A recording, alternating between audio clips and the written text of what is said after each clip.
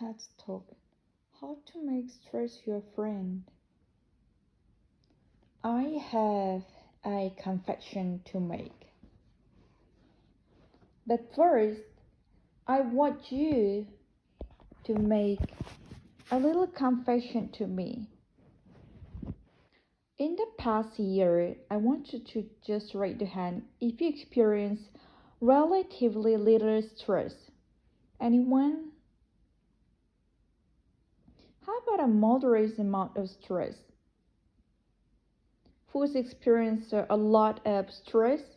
Yeah, me too. But that is my confession. My confession is this: I'm a healthy psychologist, and my mission is to help people be happier and healthier. But I fear that something I've been teaching for the last 10 years is doing more harming than good, and it has to do with stress. For years, I've been telling people stress makes you sick. It increases the risk of everything from common cold to cardiovascular disease. Basically, I've been turning stress into the enemy. But I've changed my mind about stress. And today, I want to change yours. Let me start with a study that made me rethink my whole approach to stress. This study tracked 30,000 others in the United States for 8 years. And they started by asking people, how much stress have you experienced in the last year? They also asked, do you believe that stress is harmful for your health? And then they used public death records to find out who died. Okay, some bad news first. People who experienced a lot of stress in the previous year has 43% increased the risk of dying. But that was only true for the people who also believe that stress is harmful for your health. People who experience a lot of stress but did not view stress as harmful were no more likely to die. In fact, they had the lowest risk of dying of anyone in the study, including people who have relatively little stress. Now, research estimates that over the 8 years they were tracking death, 182,000 Americans died prematurely, not for stress, but from the belief that stress is bad for you. That is over 20,000 deaths a year. Now, if that estimate is correct, that would make believing stress is bad for you the 15th largest cause of death in the United States last year, killing more people than skin cancer, HIV, AIDS, and homicide. You can see why the city freaked me out. Here I've been spending so much energy telling people stress is bad for your health. So this study got me wondering, can you change how you think about stress and make you healthier? And here the science says yes. When you change your mind about stress, you can change your body's response to stress. Now, to explain how this works, I want you all to pretend that you are participants in a study designed to stress you out. It's called the social stress test. You come into the laboratory and you're told you have to give a 5-minute impromptu speech on your personal weaknesses to a panel of expert evaluators sitting right in front of you, and to make sure you feel the pressure there are bright lights and a camera in your face, kind of like this. And the evaluator had been trained to give you discouraging non-verbal feedback like this. Now that you're officially more demoralized part-time for a math test, and unbeknownst to you, the experimenter has been trained to harass you during it. Now we're gonna all do this together. It's gonna be fun for me. Okay, I want you all to count to backward from 996 in increments of 7. You're gonna do the outline as fast as you can, starting with 1996. Go. Go faster. Faster, please. You're going too slow. Stop. That guy made a mistake. We're gonna have to start all over again. You're not very good at this, are you? Okay, you got the idea. If you're actually in the study, you'll probably be a little stressed out. Your heart might be pounding, you might be breathing faster, and maybe breaking out into sweat.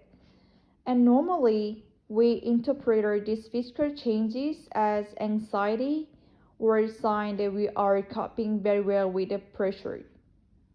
But what if you view then instead a sign that your body was energized or preparing you to meet this challenge? Now that is exactly what participants were told in a study conducted at Harvard University. Before they went through the social stress test, they were taught to rethink their stress response as helpful. That pounding heart is preparing you for action. If you're breathing faster, it's no problem, it's getting more oxygen to your brain. And participants will learn to view the stress response as helpful for their performance. But we're less stressed out, less anxious, more confident. But the most fascinating finding to me was how their physical stress response changed. Now, in typical stress response, your heart rate goes up and your blood vessel constrict like this. And this is one of the reasons that chronic stress is sometimes associated with cardiovascular disease. It's not really healthy to be in a state all the time. But in the study, when participants view their stress response as helpful, their blood vessels stayed relaxed like this. The heart was still pounding, but this is a much healthier cardiovascular profile. It actually looks a lot like what happened in moments of joy and courage. Over a lifetime of stressful experiences, this one biological change could be the difference between a stress-induced heart attack at age 50 and living well into your 90s. And this is really what the new science of stress reveals, that how you think about stress matters. So my goal as healthy psychologist has changed. I no longer want to get rid of your stress. I want to make you better at stress. And we just did a little intervention. If you raised your hand and said you had a lot of stress in the last year, we could save your life. Because hopefully the next time your heart is pounding from stress, you're going to remember this thought. And you're going to think to yourself, this is my body helping me rise to this challenge.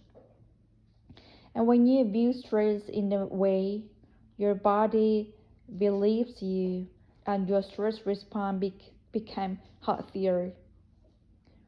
Now, I said I have over a decade of demonizing stress to redeem myself from. So we're gonna do one more intervention. I want to tell you about one of the most underappreciated aspects of the stress response, and the idea is that stress makes you social. To understand this side of stress, we need to talk about a hormone, oxytocin. And I know Oxytocin has already gotten as much hype as a hormone can get. It even has its own cute nickname, the cuddle hormone, because it's released when you hug someone. But this is a very small part of what oxytocin is involved in.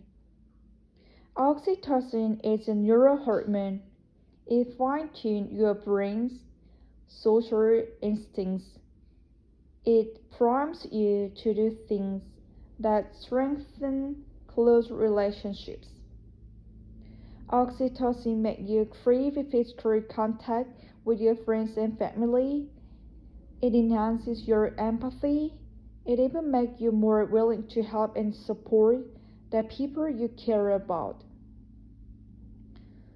Some people have even suggested we should snore oxytocin like this to become more compassionate and caring. But here's what most people don't understand about oxytocin. It's a stress hormone. Your pituitary gland pumps this stuff out as part of the stress response. It's as much as part of your stress response as the adrenaline that makes your heart pound. And when oxytocin is released in a stress response, it is motivating you to seek support.